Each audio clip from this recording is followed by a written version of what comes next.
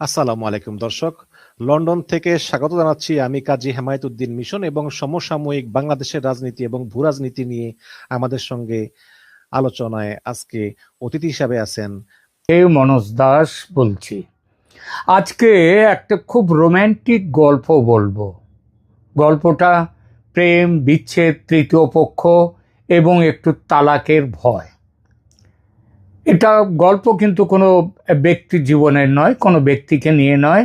বাংলাদেশ ভারত সম্পর্ক এবং বাংলাদেশের সংসদে বিএনপি সাংসদ জিএম সিরাজ সাহেব যে কথাটা বলেছেন, তিনি কি বলেছেন? বলেছেন, স্যার আপনি একটু শুভেন্দু অধিকারীকে থামান। এবং তিনি এই কথাটা বলতে গিয়ে আরও বলেছেন, ভারত আর বাংলাদেশের সম্পর্ক স্বামী স্ত্রীর মতো, ছোটোখাটো ঝগড়াঝাটি হয়, কিন্তু এখানে ডিভোর্স দেওয়াটা হওয়াটা ঠিক নয়। কারণ স্বামী স্ত্রীতে ডিভোর্স হতে পারে, কিন্তু প্রতিবেশীতে ডিভোর্স হয় না। সুন্দর উপমানা, খুবই সুন্দর। কিন্তু সিরাজ সাহেব, আপনি একটু বলুন তো, এই সম্পর্কে, স্বামী স্ত্রীর সম্পর্কে, এই দাম্পত্যে স্বামীকে আর স্ত্রীকে, এবং আরো বড় প্রশ্ন, এই সংসারে কি শুধু এই দুজনই আছেন, নাকি কোনো তৃতীয় বা চতুর্থ পক্ষও আছেন, আরও কেউ আসছেন?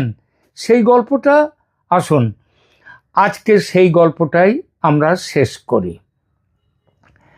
সিরাজ সাহেবের দাম্পত্য তত্ত্ব বাংলাদেশের সংসদে, ভারতের সংসদে নয়, শুভেন্দু অধিকারী পশ্চিমবঙ্গের মুখ্যমন্ত্রী।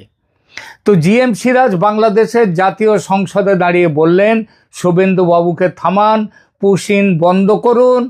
ভারত বাংলাদেশের সম্পর্ক স্বামী স্ত্রীর মতো, এতে ডিভোর্স হয় না। চমৎকার বক্তব্য, আমি সত্যিই মুগ্ধ। কিন্তু বন্ধুরা, উপমাটা একটু ভালো করে বিচার করে দেখুন তো। স্বামী স্ত্রীর সম্পর্কে যখন তৃতীয় ব্যক্তি আসে, তখন কি হয়? কি হয় তখন? সংসার ভাঙে, তালাক হয়। এখন প্রশ্ন হলো, ভারত বাংলাদেশের এই সংসারে তৃতীয় পক্ষ কি কেউ নেই? আছে। এবং সেই তৃতীয় পক্ষের নাম সিরাজ সাহেবও জানেন, কারণ বাংলাদেশে চলছে তার দলেরই সরকার। সেই যে তৃতীয় পক্ষ, তার নামকে, দাম্পত্য জীবনের তৃতীয় ব্যক্তি, তার নাম হচ্ছে চীন। এবং আরও একটু দূরে দাঁড়িয়ে আছে আরও এক প্রণয়ী, তার নাম পাকিস্তান। এই স্বামীকে, এই সম্পর্কে স্বামীকে আর স্ত্রীকে, এই সম্পর্কটা ভেবে নিয়ে একটু আলোচনাটা আর একটু বাড়িয়ে নিই।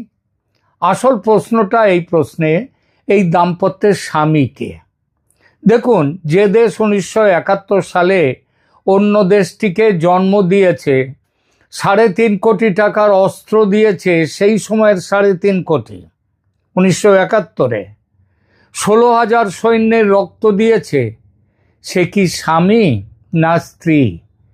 আমি রাজনৈতিকভাবে বলছি না, উপমার ভাষায় বলছি। বাপের বাড়ি থেকে মেয়েকে বের করে আনার খরচটা কে দিয়েছিল? ভারত। তাহলে কি ভারত স্বামী? ঠিক আছে, ধরে নিলাম, আপাতত আলোচনার জন্যে ভারতকে স্বামী ধরে নিলাম। এখন সিরাজ সাহেব বলছেন, তালাক দিও না। আমি বলছি, সিরাজ সাহেব নিশ্চিন্ত থাকুন, ভারত তালাক দেয় না। হিন্দু ভারত তরকারিতে নুন কম হয়েছে বলে স্বামীকে তালাক দেয় না, কিংবা মাঠ থেকে ফেরার সাথে সাথেই ভাত দেয়নি বলে, ভাত তখনও রান্না হয়নি বলে বিবিকে তালাক দেয় না। আর 3বার তালাক তালাক বলে সংসার ভাঙার নিয়ম, এটা ভারতের ধর্ম নয়। এই ঐতিহ্য এবং অভ্যাস অন্য কারো। আমি ধর্ম নিয়ে কথা বলছি না। এবার একটু অন্য দিক থেকে ভাবুন তো, কি হবে যদি সিরাজ সাহেব বলেন, না না, বাংলাদেশি স্বামী, ভারত হলো বিবি, আমরা স্বামীর ভূমিকায় থাকব। তাহলে কিন্তু গল্পটা আরও মজাদার হয়ে যায়, আরও গল্পটা এই এখানে তাহলে চলে আসবে।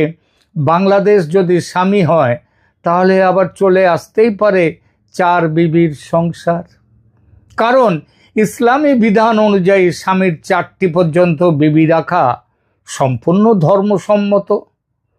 তাহলে কি সিরাজ সাহেব ভাবছেন বাংলাদেশ হবে স্বামী, ভারত হবে প্রথম বিবি, চীন হবে দ্বিতীয় বিবি, পাকিস্তান হবে তৃতীয় বিবি, এবং চতুর্থ বিবির জায়গাটা হয়তো এখনো সেভাবে আসেনি, তবে এখানেও উঁকি মারছে আবার তুরস্ক, তাই না?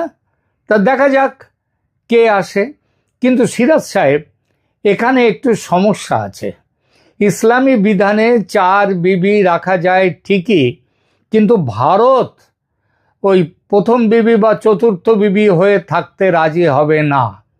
ভারত সেই ধরনের সংসারে বিশ্বাস করে না যেখানে একই ঘরে বিবি নম্বর 1, বিবি নম্বর 2, বিবি নম্বর 3, 4 এরকম থেকে যায়। চীনকে পাশে রেখে পাকিস্তানকে কোলে নিয়ে ভারতের কাছে আমাদের সম্পর্ক অটুট, স্বামী স্ত্রীর মতো বলা, জিএম সিরাজ সাহেব, এটা বলা যায় কিনা একটু ভেবে দেখবেন তো। এটা ঠিক যেন সেইভাবে বলা, আমি তোমাকে ভালোবাসি ঠিকই, তবে ওদের দুজনকেও কম ভালোবাসি না, মানে চীন আর পাকিস্তানকে। এই কথা শুনলে যে কোনো স্বাভিমানী বিবি পাল্টা বলবেন, আমাকে একলা রাখতে পারবে নাকি অন্যের ঘর করবে, একটা বেছে নাও। ভারতও সেটাই বলছে, শুভেন্দু অধিকারীর নীতিতেও সেই বার্তাই আছে। এবার আসি আর এক প্রশ্নে, যে তৃতীয় পক্ষের প্রবেশ, এই তৃতীয় পক্ষের প্রবেশের প্রসঙ্গে এবার একটু তথ্যে আসি। বাংলাদেশ এখন চীনের সঙ্গে গভীর বন্ধুত্ব করছে। চট্টগ্রাম বন্দরে চীনের বিনিয়োগ, কর্ণফুলী টানেলে চীনের ছাপ, মোংলা বন্দর ভারতের হাত থেকে কেড়ে নিয়ে চীনকে দেয়া, সামরিক সহযোগিতায় চীনের আগ্রহ, এবং সবার অজানা নয় যে পাকিস্তানের সঙ্গেও নতুন করে সম্পর্ক তৈরি। সেই সম্পর্ক তৈরির চেষ্টা চলছে নয়, সেই সম্পর্ক অনেক দূর এগিয়ে গেছে। এখন বলুন তো সিরাজ সাহেব, যে স্বামী ঘরে তৃতীয় চতুর্থ বিবি এনে বসায়, সে যদি প্রথম বিবিকে বলে তুমি আমার সব, আমাকে ছেড়ো না, আমাদের ডিভোর্স হবে না, হওয়া উচিত না, তাহলে কি সেটা বিশ্বাসযোগ্য হয় সিরাজ সাহেব? নাকি সেটা একটু কূটনৈতিক সান্ত্বনা? ভেবে দেখুন, ভেবে দেখুন। এবার বলি, শুভেন্দুকে থামান, শুভেন্দু ফ্যাক্টরটা তাহলে কি? আসি সেই প্রসঙ্গে। পশ্চিমবঙ্গে নতুন মুখ্যমন্ত্রী শুভেন্দু অধিকারী বলেছেন, অবৈধ অনুপ্রবেশকারী ধরলে তাদেরকে সরাসরি পুশব্যাক করে দেয়া হবে, জেল নয়, সীমান্তে পাঠিয়ে দাও বিএসএফকে, বিএসএফ তাদের পাঠিয়ে দিক মানে কাঁটাতারের বেড়ার ওপারে। এটাতে বাংলাদেশের সংসদ উত্তাল কেন? আরে লোকগুলো তো ভারতের নয়, বাংলাদেশের লোক। বছরের পর বছর ধরে তারা ভারতে এসেছেন, এই লক্ষ লক্ষ মানুষ বাংলাদেশ থেকে কাজ করেছেন, থেকেছেন, এবং এখান থেকে যেতে চাইছেন না, কিংবা আবার অনেকে এখন যেতে চাইছেন। এখন যদি তাদের ভারত ফেরত পাঠায়, সেটা বাংলাদেশের জন্য চাপের। এটা অবশ্যই ঠিক, সংখ্যাটা তো আর 2-1 হাজার নয়, কয়েক লক্ষ কোটি ছাড়িয়ে যাবে। কিন্তু বন্ধুরা, একটু ভাবুন তো, কোনো দেশ কি অবৈধ অনুপ্রবেশকারী রাখতে বাধ্য? আমেরিকা রাখে না, ইউরোপ রাখে না, অস্ট্রেলিয়া রাখে না, তাহলে ভারত রাখবে কেন? শুভেন্দু অধিকারী কি কোনো বেআইনি কাজ করছেন? একদম নয়, আইনি কাজ করছেন। এবং সেই আইনি কাজকে থামাতে বলা হচ্ছে, কারণ প্রতিবেশী দেশের সংসদ থেকে বলা হচ্ছে আমাদের সম্পর্ক স্বামী স্ত্রীর মতো, এখানে তালাক হয় না, ডিভোর্স হয় না। এই তালাক ডিভোর্সের গল্পে মনে পড়ল নরেন্দ্রনাথ মিত্রের বিখ্যাত গল্প রস রস নামে একটি গল্পের কথা। তাহলে একটু সাহিত্যের কথায় আসি, তাতে বিষয়টা আপনাদের ভালো লাগবে, একটু জমবে ভালো। বাংলা সাহিত্যের অন্যতম সেরা লেখক নরেন্দ্রনাথ মিত্রের একটি বিখ্যাত গল্প আছে রস।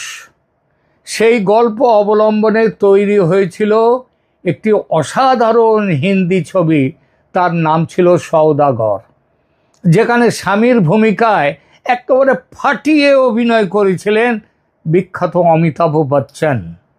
সেই গল্পে কি ছিল? এক মুসলমান স্বামী রাগের মাথায় তুচ্ছ কারণে তার বিবিকে তালাক দিয়ে দেন। নতুন বিবি আসে ঘরে, কিন্তু পুরনো বিবির মতো সে নয়। সে রাঁধতে পারে না সেভাবে, ঘর সামলাতে পারে না সেভাবে, তার সাজুগুজু করতে গিয়েই সময় চলে যায়। তার ভালোবাসায় সেই উষ্ণতা নেই, সেই মায়া নেই, মমতা নেই।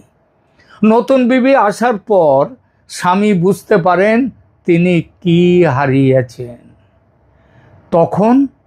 তখন পুরনো বিবিকে ফিরে পাওয়ার এক তীব্র আকাঙ্ক্ষা জন্মায় তার মধ্যে, কিন্তু ততক্ষণে দেরি হয়ে গেছে। তালাক আগেই হয়ে গেছে, ফেরার পথ নেই। ফেরার আবার যে পথটা আছে, সে পথ ওই স্ত্রী আর একজনকে স্বামী করবে, তার সাথে শয্যা ভাগ করবে, তারপর সে তালাক দিলে তারপরে আবার এর সংসারে আসতে পারবে। এটা এই স্বামীও সহ্য করতে পারেনি। এবার এই গল্পটাকে ভারত বাংলাদেশের প্রেক্ষাপটে দেখুন। বাংলাদেশ যদি সত্যি স্বামী হয়, ভারত যদি সত্যি বিবি হয়, তাহলে বলতে হবে এই স্বামী রাগের মাথায় অনেক কিছু করে ফেলেছেন, অনেক অন্যায় করে ফেলছেন। হাসিনা সরকারের পতনের পর ভারত বাংলাদেশ সম্পর্ক যেভাবে ঠান্ডা হয়েছে, ভারতীয় পণ্য বয়কটের ডাক উঠেছে, ভারত বিরোধী ন্যারেটিভ বাংলাদেশকে দখল করে নিয়েছে, হিন্দু সংখ্যালঘুদের উপর যেভাবে আক্রমণ হয়েছে, সেটা কি সেই তুচ্ছ কারণে তালাকের মতো নয়? শেখ হাসিনার ওপর রাগ মেটাতে গিয়ে রাগ মেটানো হচ্ছে না বাকি ভারতের ওপরে? এবং এখন যখন চীন পাকিস্তানের নতুন বিবি বাংলাদেশের সংসারে এসে গেছে, তখন হঠাৎ মনে পড়ছে ভারত বিবিকে যেতে দিও না, যেতে নাহি দিব। সওদাগর সিনেমার সেই স্বামীর মতো এখন হয়তো বুঝছেন নতুন বিবিরা পুরনোর মতো নয়। এবং যখনই এটা মনে পড়ল, তখনই বাংলাদেশ বুঝতে পারছে কাকে হারিয়েছে, কাকে আরও হারাতে চলেছে, কিন্তু ততক্ষণে দেরি হয়ে গেছে। তাহলে আসল বিষয়টা কি? এখন একটু গম্ভীরভাবে বলা যাক। জিএম সিরাজের উপমাটা মিষ্টি, দাম্পত্য জীবন, ডিভোর্স হয় না, ঝগড়াঝাটি হয়, ডিভোর্স হয় না, কিন্তু বাস্তবতাটা তেতো। ভারত বাংলাদেশের সম্পর্ক শুধু আবেগের নয়, স্বার্থেরও। বাংলাদেশ ভারত থেকে আমদানি করে চাল, ডাল, পেঁয়াজ, ওষুধ, কাপড়, হোয়াট নট, কি নয়, সব কিছু। বাংলাদেশের যে বিখ্যাত গার্মেন্ট শিল্প, সেই শিল্পের কাঁচামাল আসে ভারত থেকে। কলকাতার হাসপাতালে প্রতি বছর লক্ষাধিক বাংলাদেশি চিকিৎসা করাতে আসেন। এই সম্পর্কটা তালাক দেওয়ার মতো নয়, সত্যিই নয়, কিন্তু সম্পর্ক টেকাতে হলে উভয় পক্ষকে সৎ থাকতে হবে। চীন বলল বাংলাদেশে হাসপাতাল তৈরি করবে, ঢাকাতে আরও অন্যান্য জায়গায় একেবারে স্টেট অফ দ্য আর্ট হাসপাতাল হয়েছে তৈরি। সেই হাসপাতাল শুরু হয়েছে, সেই হাসপাতাল তৈরির কথা ব্যাপার শুধু হয়নি, কিচ্ছু হয়নি, হবেও না। শুধু ভারতকে থামতে বলে আর নিজেরা চীন পাকিস্তানের দিকে ঝুঁকে চলবেন, এই দুটো একসাথে হয় না, চলে না। তো বন্ধুরা, সিরাজ সাহেবকে আমার একটাই কথা শেষে, আপনি বলেছেন প্রতিবেশীতে তালাক হয় না, সঠিক কথা, কিন্তু এই সংসারে কটা বিবি রাখতে চাইছেন সেটা ঠিক করুন আগে। কারণ ভারত বিবি হয়ে চীন পাকিস্তানের সতীনের সংসারে থাকতে রাজি নয়।